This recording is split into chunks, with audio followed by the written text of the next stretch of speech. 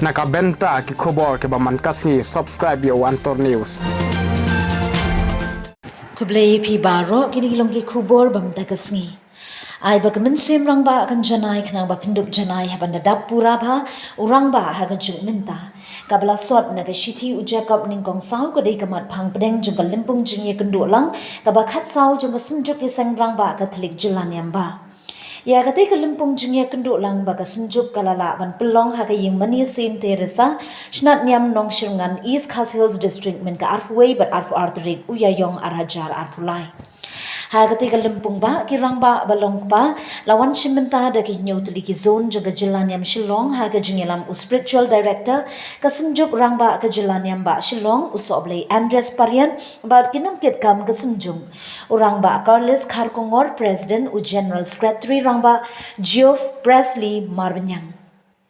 Men haka arfway terek uyayong la play kelimpung jingi kenduk lang bakhat sau do usok blay recharge man ba majau Vicar General ka jilan yang ba Shillong da ka jingken tiu lama boat ki jingi peliu halor ka phang ba Rangbah uday banlong ubajanai. Ka arfu arterik uyayong ka de kelimpung bakraw ki Rangbah ba Longkpa banya kenduk lang haka jingi shimbenta haka mas bakut bala pinbenta da uling do saat Rangbah ka jilan yang ba Shillong Most Reverend Archbishop Victor Lingdo kum ukongsan. Wala ki bor Mariang kila tunjuk ya upahat ublay ban shimbenta ki Rangbah haka te kelimpung. Da ka jingwan jeng Islam hendai ki pahat ba kila yang triang ban pinskem ya ka jinghet hapreng Islam ka eryong. Ya ketika ngu kademblay jeng kelimpung bakhat sau ki Rangbah Longkpa la sunran lang da usoblay Andreas Parian spiritual director ke Sunjung. Usoblay Robert Karim Nongshirai Rangbah ke shnat niam Nongshyrngan Saint Teresa bar ki lingdo usoblay baro. Archbishop Victor Lingdo kum unong sneng nongkrau ya ki kun mensim ublay ula ong ki Rangbah bala Longkpa ki dei ki badan jingkit kli ya ki ying kesem. Longkpa Rangbah pura uday ubakit baba ya kelingkor bakya haka imlang kasalang bat ya kabalang kabadan jingim. Shushu Archbishop Victor Lingdo open slur ya ki Rangbah Longkpa ki blakit ya kayeng kesem bar kasnong kathau uday ubala im da ka jingduai man kapor uday unong yaram nong kershan ya ka jingdon kam ya kayeng kesem kam tam ya ki kun kikti pinsngau u Archbishop.